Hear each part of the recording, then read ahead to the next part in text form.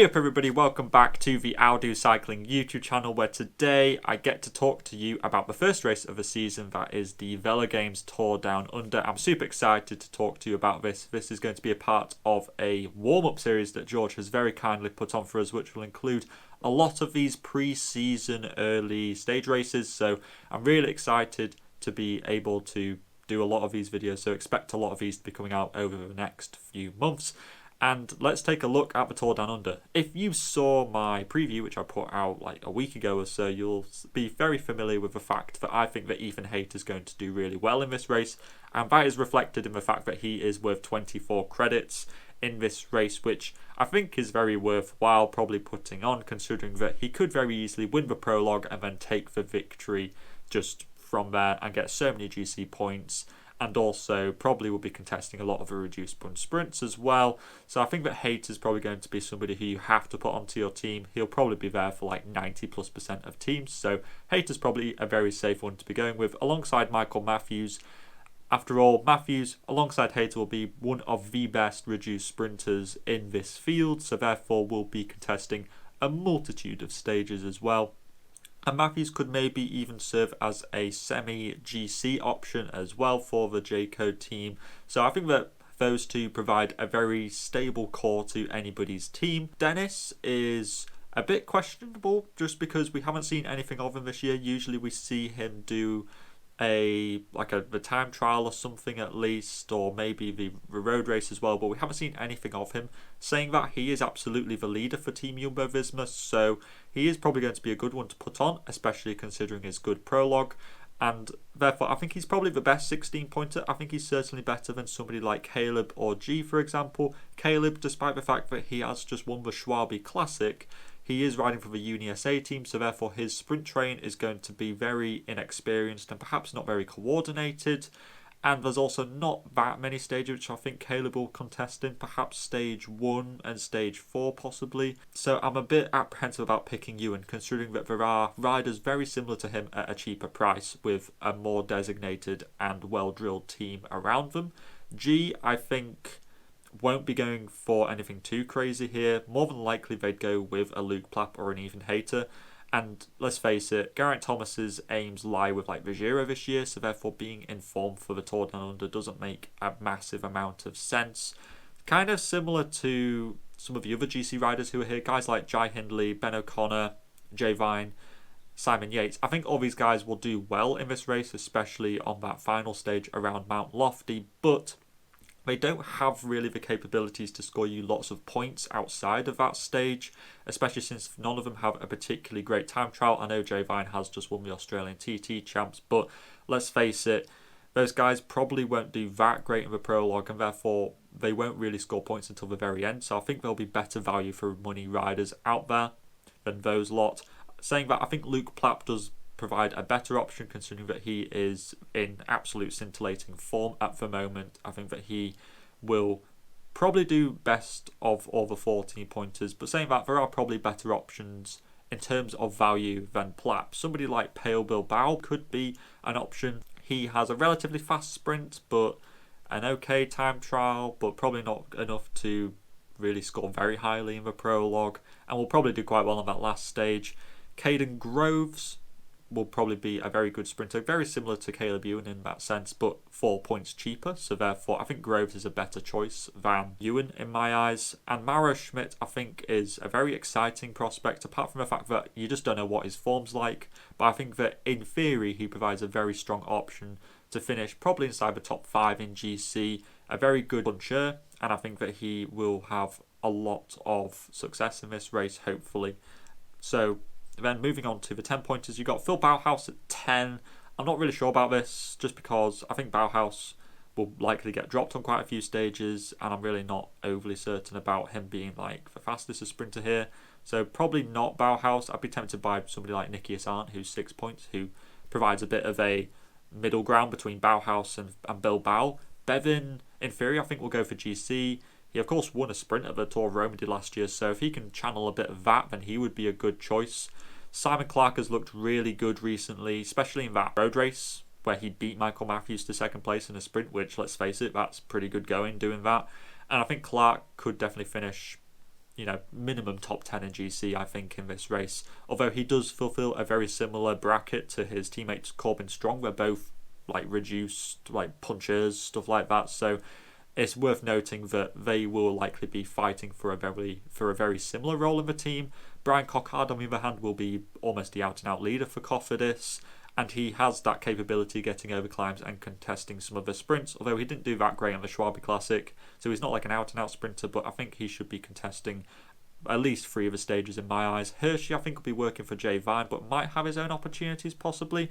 Geordie May is kind of similar to Bauhaus. I think he'll get dropped, but could certainly win a stage if, up to Wollonga Village, for example, because it's not an overly taxing stage. So a maybe for Mayus, but at the same time, he's only going to be contesting 2 or 3 stages maximum, I think. Shackman provides a really good GC option, especially for 10 points. That's relatively cheap for Shackman.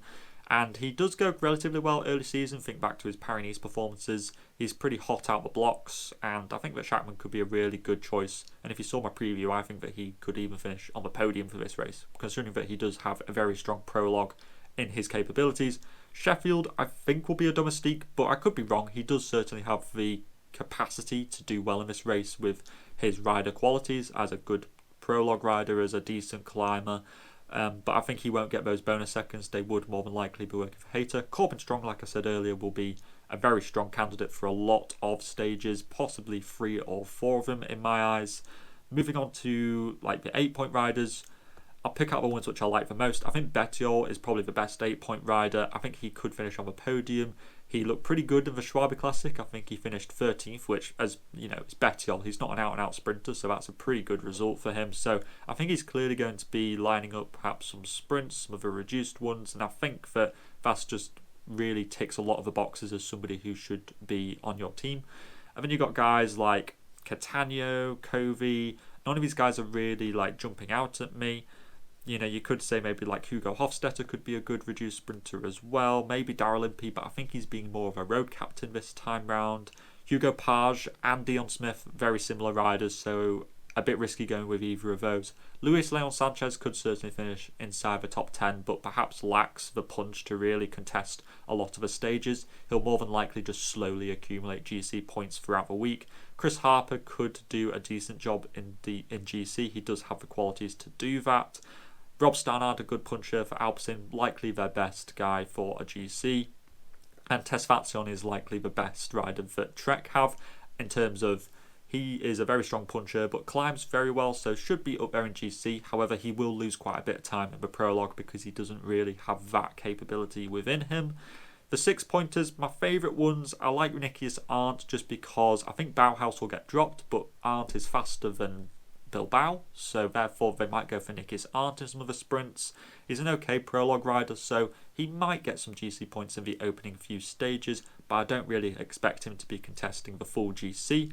And then other than him, maybe Matt Dingham. I think he finished 11th in GC at the Tour de l'Avenir last year, and he finished top 10 on that very punchy under 23 World Circuit, so a possibility to be picking him. However, there is also Chris Hamilton and Pat Bevan to be taken into consideration for that team. Whether he will be allowed his own freedom, Matt Dingham, I'm not overly sure. Elie Jesper for Arkea, probably their best option for GC, but just the terrain doesn't really suit him. He doesn't have that sprint, so I'm not overly certain about his chances either. Leo Hayter, I think, would be the most popular 6-point rider because he is the winner of the under-23 Giro last year. He's also a very strong time trialist, and in theory could do quite well in GC here. It's just a matter of, as a neo-pro, will he be a domestique? He could be, but even if he is, he'll likely pick up quite a lot of assist points anyway from his other teammates. So I think that Hayter is a very safe option as a 6-point rider. There are probably some other more kind of brave ones you could go with who could net you more, but as a safe option, I think that Hayter is a very good one. Leipens would be the reduced sprinter for Trek Segafredo in my eyes. Paul Penoe, the sprinter for Groupama, I think at 6 points, very good option. If you saw my preview, you would have seen, but I'm very excited to see what he can do. He just finished top 10 in the Schwabe Classic, so I think it's certainly possible that he could pick up 2 or 3 top 10s in this race. Outside of him, maybe Sean Quinn. Of course, he did have a very good sprint at the Dauphiné last year and also in Romandy, I think it was. However, he will likely be working for Bettiol, so I'm not overly certain about what Quinn will be allowed to do in this race, but in theory he should do relatively well. Razorbeak does a pretty decent prologue for Alpecin, so possibly one there. Timo Rosen could be the reduced sprinter for Jumbo-Visma. I doubt they'll just be looking after Rowan Dennis all the time, so he might be given a bit of freedom. Yannick Steimler, in my opinion, should be finishing like top 5 in that opening prologue. He is a really strong ruler type, but also has a relatively fast finish. In Soudal Quick-Step's press release, they even name drop him as somebody who they're expecting to get some results this week. So watch out for Yannick Steimler. I think that Quick-Step have some plans for him this week. Outside of him, maybe Ruben Thompson could be an outside GC threat for Groupama. Tiberi has always shown a bit of GC prospect over the last few years, but has never quite lived up to it. Perhaps this could be the race where he finally breaks through. It wouldn't surprise me, because he's got a pretty decent time trial and he climbs relatively well. I think that probably we'll look now at the 4-pointers. There are some which I like. I think the safest one that you can go with is Kim Hajduk for the assist points, and he also finished 7th place in the Schwabe Classic just there, but I think they'll be working for Hayter in the sprints, but he could certainly get 100 assist points in my eyes. As terms of the other 4-pointers, possibly Jared Drisner's. The last time he was in the Tour Down Under, I picked him as a 4-pointer. I think that was in 2020, and he got 140 points or something like that, and I think that he could definitely do something similar. As the Uni SA team just has free reign to do whatever they want, I think that he provides the strongest option for them to perhaps go for the mountains classification or be an outside, maybe top 20 GC rider. Graham Frisley would be another one. He, of course, did pretty well in the Bay Crits, won the under-23 crit champs in Australia as well, so in really good form, but in the road race he got dropped pretty hard, so I think that for the mountains classification he might not be the best one to go with. Outside of them, you could also pick Luis Mas for Movistar. Of course, he is more of he's involved in their classics team, so he will need to be getting into form relatively soon, so I could expect him to go into the breakaway, especially considering that Movistar don't really have a sprinter and they don't have a very strong GC rider either. It makes sense that Movistar will be launching guys into the breakaway relatively frequently, so I think Luis Mas is a very safe option to try and maybe bank on somebody getting in the breakaway. Meyerhofer just finished, I think, 5th place in the Schwab Classic, so a very fast finishing rider. Will he be working for Bevin in the sprints though? I'm not too sure, but for 4 points, very low risk. He could be a sprinter who could pick up a couple of top 10s, as could Jensen Prowlite, but he will be working for Caden Groves more than likely. You also have Martin Svercek for Soudal Quickstep, touted as the Sagan regen, 19 years old Slovakian, very well all-rounded rider, but I think he will be a domestique. However, it's worth mentioning him just in case he goes and does something crazy. Tim van Dijk, a very strong classics rider, pretty decent sprint, and also a very strong time trial, which is the more important quality, because he could certainly finish inside the top 10 in the prologue in my eyes, especially considering that he won the prologue in the Sibui Tour last year. So I think he certainly knows how to ride a prologue pretty well, does Tim van Dijk. Could certainly get involved in a couple of sprints as well. And I think for the last one will be Alessandro Vere. He finished 6th place in the Under-23 Giro in 2021, so a good climber. He didn't do much last year, but it usually takes a year for these neo-pros to get their grounding inside the World Tour, so perhaps this could be the season where Alessandro Vere really starts to break out. And that is my kind of head-to-toe preview of the Tour Down Under. Be sure to put in the comments down below who you're thinking of putting onto your team. Drop a subscribe whilst you're down there as well. And all that is left to say is to keep safe out there, and I'll see you in the next video.